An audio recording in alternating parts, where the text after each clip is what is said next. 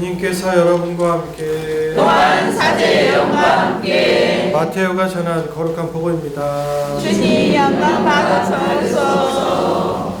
그때 예수님께서 군중에게 말씀하고 계시는데 그분의 어머니와 형제들이 그분과 이야기하려고 밖에 서 있었다. 그래서 어떤 이가 예수님께 보십시오. 스승님의 어머님과 형제들이 스승님과 이야기하려고 밖에 서 계십니다. 하고 말하였다. 그러자 예수님께서 당신께 말한 사람에게 누가 내 어머니고 누가 내 형제들이냐 하고 반문하셨다. 그리고 당신의 제자들을 가리키시며 이르셨다. 이들이 내 어머니고 내 형제들이다. 하늘에 계신 내 아버지의 뜻을 실행하는 사람이 내 형제요 누이요 어머니다. 주님의 말씀입니다. 그리스도님 찬미합니다. 한 달 동안 잘 지내셨어요? 네.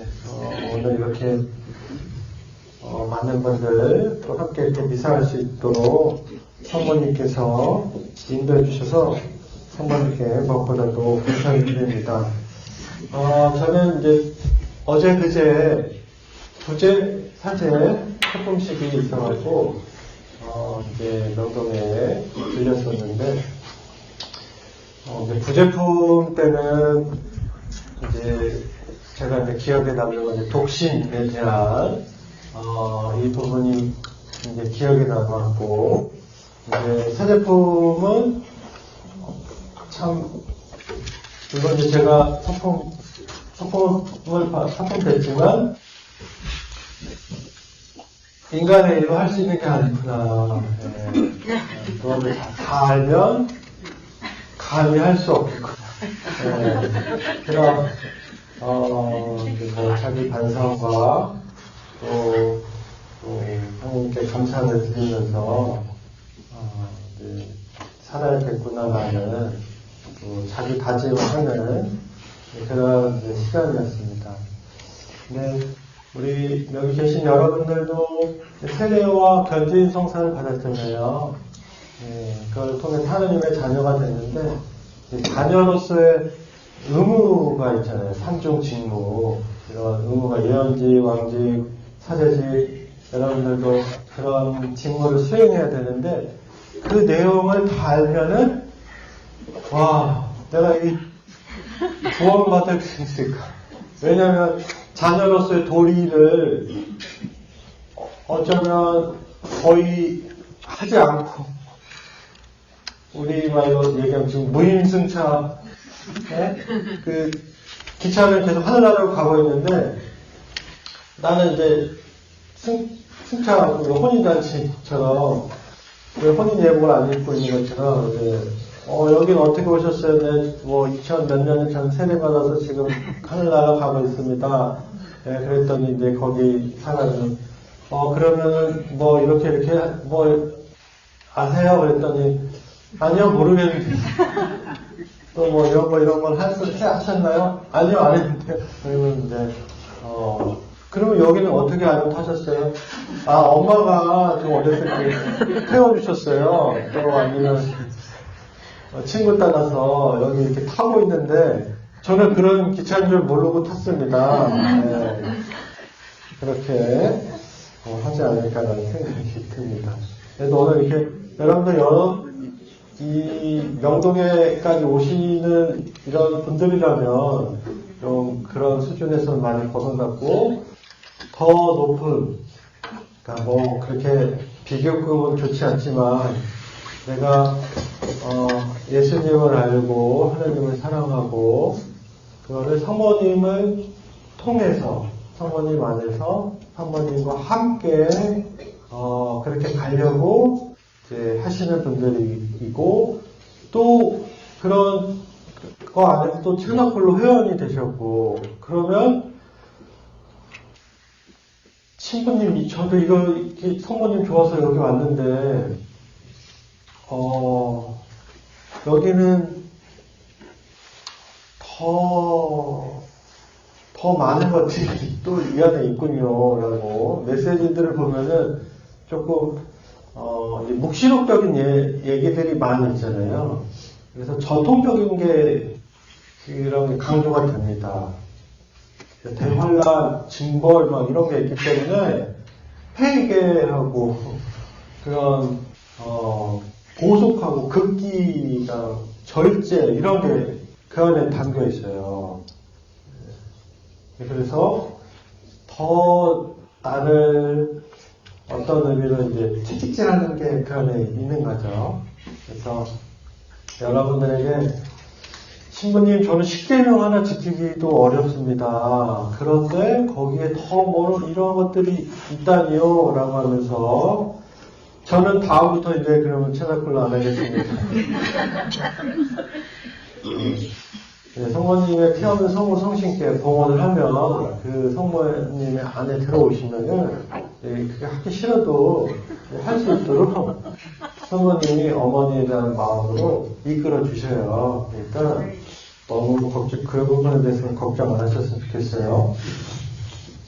오늘은 이제 평생 동정성에 대해서 성모님의 4대 교리 있잖아요. 하느님의 어머니, 평생 동정, 언제 없이 잉태되심, 그리고 성모 승천 이게 있는데 이 중에서 평생 동정에 대해서 우리가 한번 좀 생각을 해보면 좋겠다.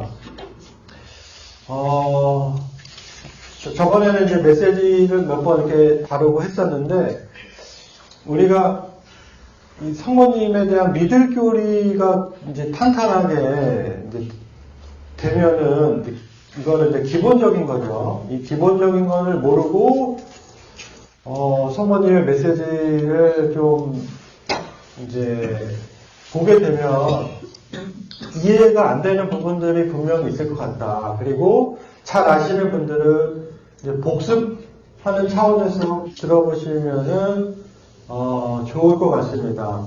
그래서 이 동정성에 대해서, 평생 동정에 대해서 좀 크게 우리가 유념하지는 않고 듣는 것 같아요. 복되신 동정 마리아 그런데 그냥 수식어처럼 뭐 저는 신동원 요셉 하면 그냥 뭐 그거를 하나의 수식어처럼 그쵸? 아주 위트 있고 유머 있는 신부님 뭐 이렇게 저한테 얘기하는 거 그냥 뭐 그렇구나 하면서 넘어갈 수 있잖아요. 아 저 사람이 왜 저렇게 위트 있고 뭐 유머러스하냐 그거를 막 하지 않잖아요. 그런데 제가 어느 이제 뭐 보니까 비신자들은 이 부분에 대해서 관심이 있고 질문을 하더라고요. 예, 이게 뭐냐. 그리고 우리 이제 같은 형제이지만 갈라진 교회에서는 이거를 인정하지도 않고 있고, 예, 그래서 우리가 이거를 체나폴로 회원으로서는 좀 알아야 될 부분 중에 한 부분이다라고 생각이 듭니다. 저번에 기억나세요? 2022년 8월에 제가 이 브렌트 피틀리 교수님이죠. 교수님의 이 책 마리아의 신비를 풀다라는 거를 그 부분에서 이제 소개를 해드렸습니다. 그 부분에 이제 한 꼭지 계약의 계를 소개를 해드렸는데 이분은 미국 루이지애나 출신이고 인디애나 노틀담 대학과 또 대학에서 이제 신약 성경 고대 유다교 관련해서 박사학위 이제 취득을 하셨고 뭐 로율라 대학교 로틀담 대학원에서 교수로 재직했고 현재 어스팅 인스티튜트 석좌 교수로 또 활발한 이제 강연 서술 이제 이어가고 있습니다. 그래서 미국에서는 굉장히 유명하신 분인 것 같아요. 그래서 그때 8월에 성모 승천 이제 그것과 관련해서 계약의 계획을 설명을 했고 오늘 독서에서도 나오거든요. 주님의 계, 하느님의 계 나오는데 그 주님의 계 안에 이제 세 개가 들어가 있습니다. 십계명 판과 그리고 만나가 그냥 이렇게 들어가 있는 게 아니라 황금으로 감싸져 있대요. 황금 항아리죠. 네, 황금 항아리로 감싸져 있고 그리고 이제 싹이 튼 아론의 지팡이가 이 세 가지가 있는데 이 세 가지와 비교해서 성모님이 예수님을 이렇게 감싸 안고 있잖아요. 잉태하셨으니까. 그래서 예수님이 이런 새로운 주님의 계약의 계다. 왜냐하면 계약가 사라졌습니다. 예루살렘 침략 이후로, 붕괴 이후로 계약의 계가 그럼 어디 있냐라고 했을 때 그 계약의 계는 하늘로 불림을 받으신 성모님이 그 주님의 계다. 새로운 계약의 계다라고 그렇게 이제 설명을 했습니다. 이제 오늘 이제 평생 동정성에 대한 그 이제 꼭지를 한번 우리가 다뤄보려고 하는데, 이 이제 교수님이 박사 취득한 후 0304년에 이제 첫 강의 설레임을 갖고 하게 됐는데, 그때 유명했던 이제 휩쓸었던 책이 댄 브라운의 다빈치 코드였다고 합니다. 댄 브라운의 다빈치 코드 이제 하니까 너 신약 교수이니까 사람들이 그 다빈치 코드에 대해서 어떻게 생각하십니까? 라는 질문을 받았고, 그러면서 이제 최종적인 질문은 정말로 예수님이 막달라 마리아하고 결혼을 했느냐 이런 질문을. 그래서 이제 어떻게 이 예수님이 결혼했다고 하는데 어떻게 생각하느냐 해서 이제 여기에 대한 전문가 노릇을 했다는 일화로 이제 시작이 됩니다. 여기서 이제 이 교수님, 피트리 교수님이 이런 질문을 던집니다. 왜 그런데 사람들이 예수님의 동정성에 대해서 관심을 갖고 그 1세기에 그런 살았던 한 유다인이 이제 예수님이죠. 독신인지 아니었는지가 왜 이렇게 궁금해할까라는 거죠. 저도 이거를 이건 아니지만 이제 신학교에서 이제 하면서 왜 이렇게 남의 그런 거에 대해서 관심이 많을까? 굳이 관심 갖지 않아도 되는데 하는데 그래서 저도 관심을 껐는데 관심이 있어야 되는 거예요. 보니까 이게 한 개인이 아니잖아요. 예수님하고 성모님은. 그래서 제가 이거 녹음해서 좀 그거를 꼭 얘기를 해야 되는 건가 이런 생각이 들어서 하는데 얘기를 꼭 해야 될 부분입니다. 그래서 이제 그 예수님께서 이제 복음서에 이런 말씀을 하셨죠. 이 세상 사람들은 장가도 들고 싣고 간다. 그러나 저 세상에 참여하고 또 죽은 이들이 부활에 할 자격이 있다고 판단받는 이들은 더 이상 장가드는 일도 시집가는 일도 없을 것이다 라고 루카복음에 나옵니다. 그리고 이제 마태오복음 19장 12절은 이제 하늘나라를 위해서 이제 보좌가 된 사람도 있다, 그런 이제 구절이거든요. 그래서 예수님과 몇몇 제자들은 하느님 나라를 위한 성적 금욕의 삶으로 이제 부르셨습니다. 그래서 예수님께서 지금 여기서 언급하시는 것처럼 이제 저 세상, 그러니까 죽고 나서 부활한 다음의 삶이 어떤 건지를 이제 설명을 하실 거고, 새로운 창조가 일어날 때는 모든 이가 독신이 된다라는 거죠. 아주 이렇게 미소를 짓는 분들이 계세요. 아, 독신이 되는구나. 그렇구나. 그 이하고는 이제 다시 그런 거 있잖아요. 다시. 그래도 독신이 돼도 만나긴 만날 것 같아요. 너무 여기서 잘 이렇게 지내셨으면 좋겠습니다. 그러므로 예수님의 제자 가운데 동정의 삶을 받아안고 살아가는 사람은 하나님께 자신의 육신을 축성하여 봉헌한 동원한 것뿐만 아니라 미래에 다가올 부활 이후의 삶을 지금 여기서 시작을 한 거라고 볼 수 있는 거죠. 그래서 우리가 이제 흔히 볼 수 있는 분들은 수도자, 수녀님들이나 수사님들의 경우도 이와 같은 지향을 갖고 정결, 우리도 저희 성직자들도 부제들도 독시에 서원을 하게 됩니다. 근데 이게 성모님하고 무슨 관련이 있을까? 초대교회 그리스도인들은 이 예수님의 동정성에 대해서 담대하게 주장을 했고 성모님의 동정성에 대해서도 강력하게 주장을 했습니다. 그리고 성모님이 예수님을 잉태했을 때뿐만 아니라 평생 동정으로 머물렀다라고 이제 주장을 하게 됩니다. 그러면 이제 이 책의 저자는 이 평생 동정에 대해서 그 유다교의 전통에 이거는 뿌리를 두고 있는 거다. 그냥 아무런 이제 전통 없이 그런 맥락 없이 수태고지를 받았기 때문에 나는 평생 동정으로 살 거야 이게 아니라는 거예요. 신부님 저는 그러면은 유다교 전통이 아니니까 저는 평생 동정으로 그래서 못 살았던 거군요. 이게 이런 의미도 아니에요.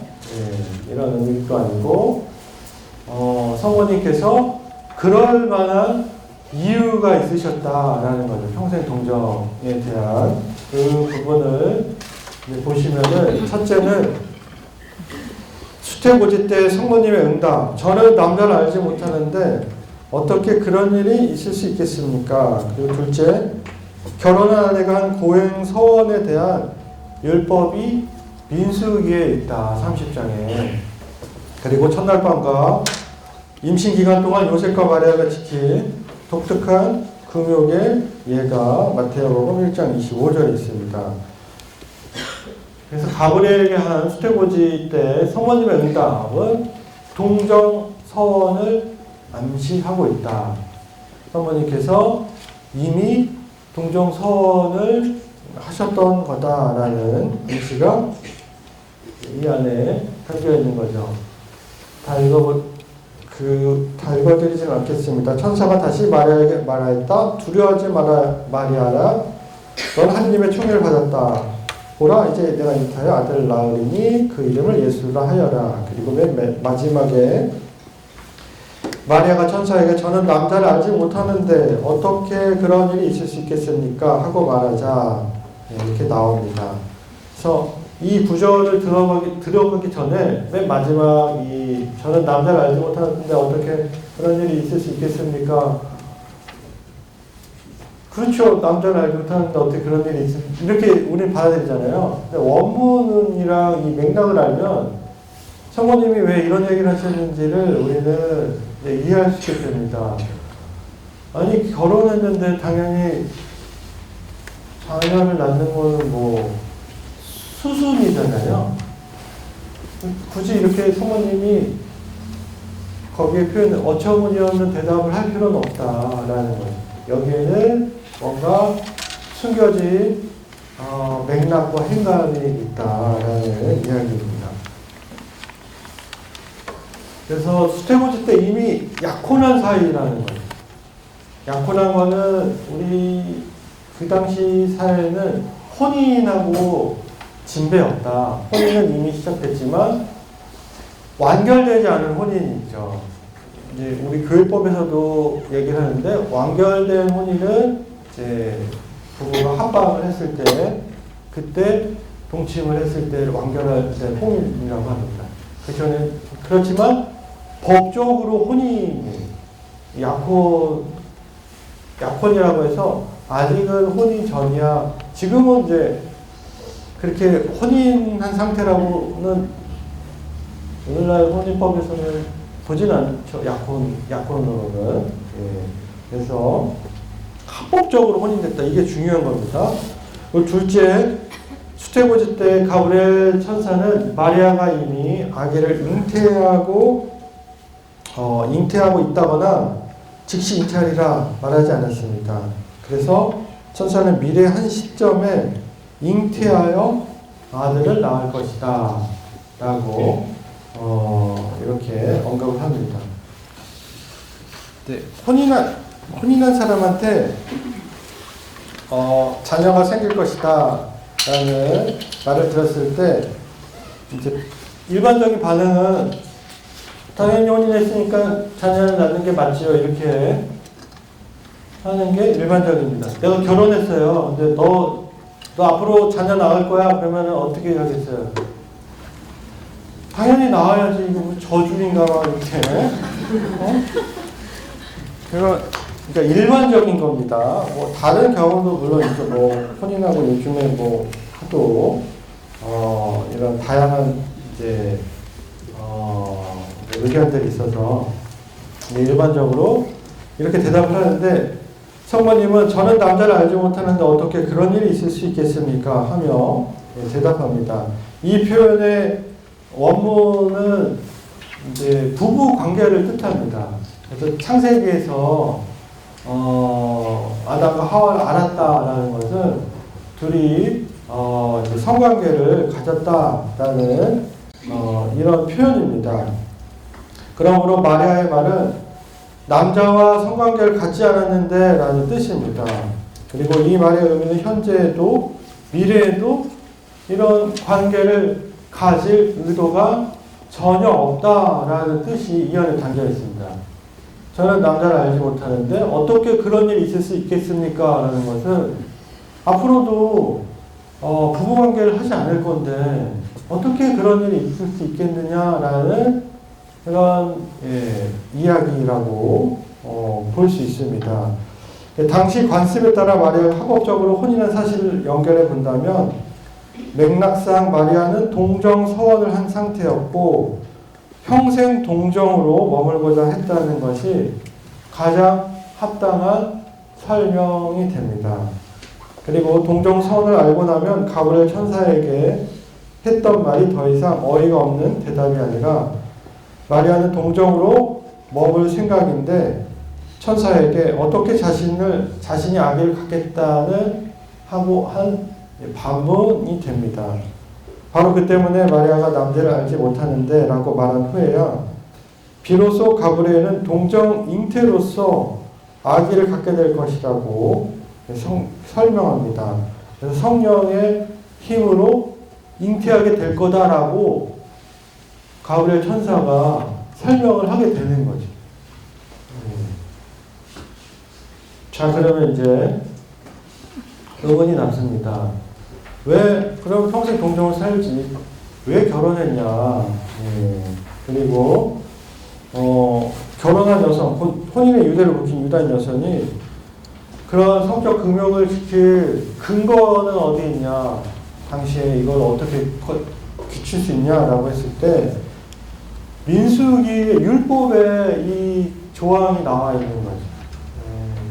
그래서 이 이제 민수기의 내용입니다. 민수기 30장인데 중요해서 이제 좀 거의 다 읽어드리도록 할게요. 서원에 매어 있거나 또는 생각 없이 입을 놀려 스스로 서약한 채 시집을 갈 경우 남편이 그것을 듣고 들은 그날로 아내에게 아무 말도 하지 않으면 그의 서원은 그대로 성립되고 그가 스스로 한 서약도 그대로 성립된다. 그러나 남편이 그것을 들은 그날로 반대하면 아내가 매어있는 서원과 아내가 생각 없이 입을 놀려 스스로 서약한 바를 남편이 취소시키는 것이 된다. 그러면 주님께서도 그 여자를 용서해 주신다.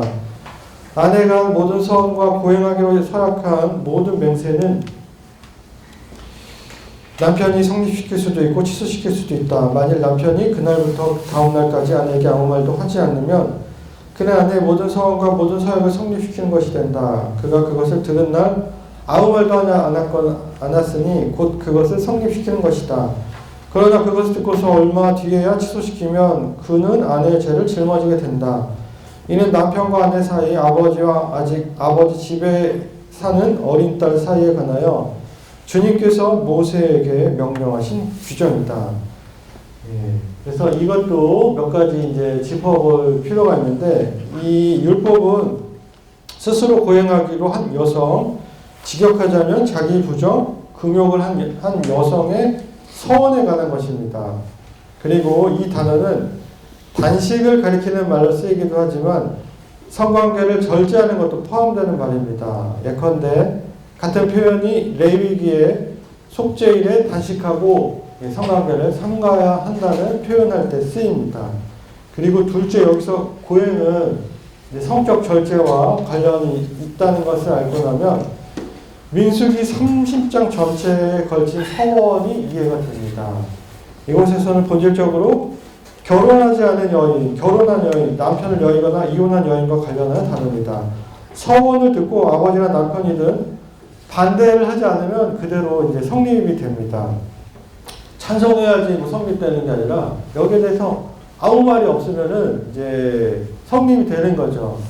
그래서 신부님 그러면은 반응이 늦은 남자들은 어떻게 합니까? 그건 이제 말 안 되는 거죠. 뭐 일주일 지나서 그랬어요, 뭐 이러면은 그거는 이제 아닌 거죠. 그 사람의 성품에 따라서 법이 되고 안 되고 아닙니까? 그리고 셋째, 만일 아버지나 남편이 여인 서원을 듣고 받아들이면 그 서원에 이제 평생 묶이게 됩니다. 그러니까 종신 서원이 아니라 이제 유기 서원이 되는 거죠. 그리고 넷째 후기 유다교 외경에서는 이렇게 성적 금욕 서원을 한 예들이 이제 드러나게 됩니다. 그래서 예컨대 1세기 역사학자 요세푸스는 에스엔나파에 속했던 결혼한 남성과 여성이 자전에서 3년까지 절제를 했다고 하고, 또 1세기 유다교 저자인 알렉산드리아의 필로는 또 다른 유다교 분파를 언급하며 그들은 그리스 제관들처럼 강요에 의해서가 아니라 자신의 의지로 정결을 지켰다.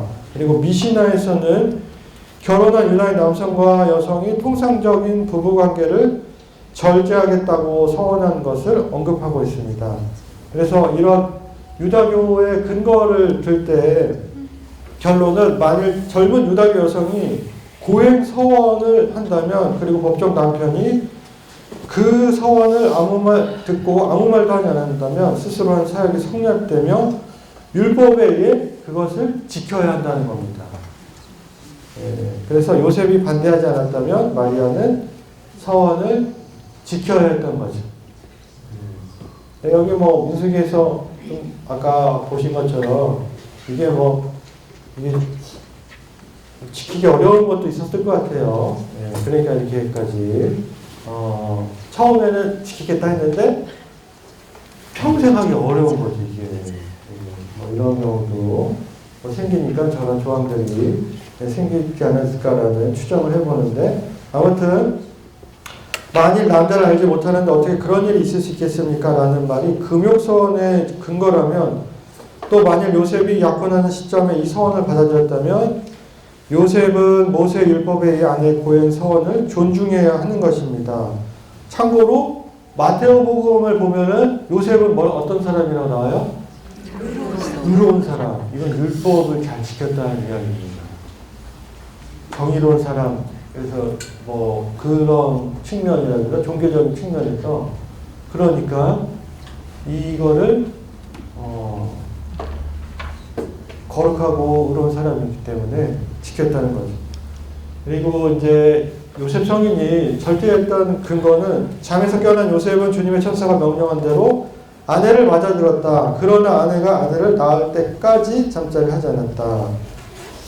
그래서 여기서 낳을 때까지라고 이제 나오게 되는데, 이거를 가지고 이제 그 이유는 했다. 잠자리를 가졌다. 이렇게 이제 그걸 암시한다고 볼 수 있는데, 근데 사실 근거가 없습니다.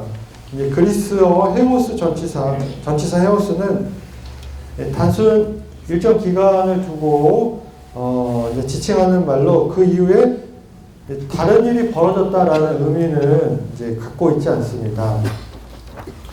그리고 이제 다른 이제 성경에서도 그렇게 설명을 하고 있는데 6세기에 야고푸스, 사구로의 야고푸스는 이렇게 말합니다. 요셉은 마리아를 사랑하고 존경하며 아껴주고 귀하게 여기며 존중하고 섬겼습니다. 요셉은 시나이 산의 구름을 바라보듯 마리아를 바라봤습니다. 왜냐하면 하느님의 권능이 마리아 안에 머물러 있었기 때문입니다. 요셉의 마음은 정결했고 그의 생각은 거룩했습니다. 동정녀는 순결했고 남편은 올곧고 의로웠습니다. 네, 그러면서 이 책의 저자는 이제 반론을 이야기합니다. 예수님의 형제, 오늘 이제 복음에서도 나오잖아요. 누가 내 어머님을 형제들이냐, 뭐 이렇게 나오는데, 형제들의 반론이 나오는데, 이거는 이제 다음에, 시간상 다음에 다루도록 하겠습니다. 예, 그래서 이제 결론을 보면은, 첫째는 예수님의 동정성과 같은 이유로 성모님의 동정성도 중요하다. 우리는 진실을 아는 것이 중요합니다. 성모님의 실제 동정성에 관하여 무지한 것은 무책임한 거다. 왜냐하면 소설가들이 예수님의 동정성을 의심했듯이 성모님의 동정성도 이제 가설들로 의심하기 때문입니다. 그리고 둘째, 마리아의 평생 동정성은 마지막 때 죽은 이들의 부활과 새로운 창조를 가리키기 때문에 중요합니다. 예수님은 독신이셨고 다른 사람들도 하느님 나라를 위한 성적 금욕으로 부른 까닭은 그들의 동정성으로 저 세상, 부활 이후의 삶을 가리키기 위한 것이었습니다. 마리아가 새로운 창조의 새로운 하와라면 마리아는 고유한 방식으로 부활의 삶, 동정의 삶을 사는 것을 선택했을 것입니다. 마리아의 평생 동정성은 다가올 세상의 영원한 삶, 부활, 새 창조, 더 이상 죽음이 없기에 통상적인 결혼 관계가 사라질 세상을 우리에게 보여줍니다. 그리고 셋째, 마리아의 평생 동정성은 마리아가 예수님처럼 단순히 평범한 사람이 아니기 때문에 중요합니다. 신약 성경에 따르면 마리아는 새로운 새 계약의 새로운 모후이십니다. 마리아는 더 크신 분입니다. 평생 동정녀이신 마리아는 그리스도의 정배이자 모든 그리스도인을 낳은 어머니인 교회의 상징입니다. 밀라노의 암브로시우스는 말하고 있습니다. 마리아는 당연히 신부이며 동정녀이십니다. 신부이며 동정녀인 교회의 전형이시기 때문입니다. 영적으로 우리를 잉태하신 동정녀이시며 세상에 진통 없이 우리를 낳으신 동정녀이십니다.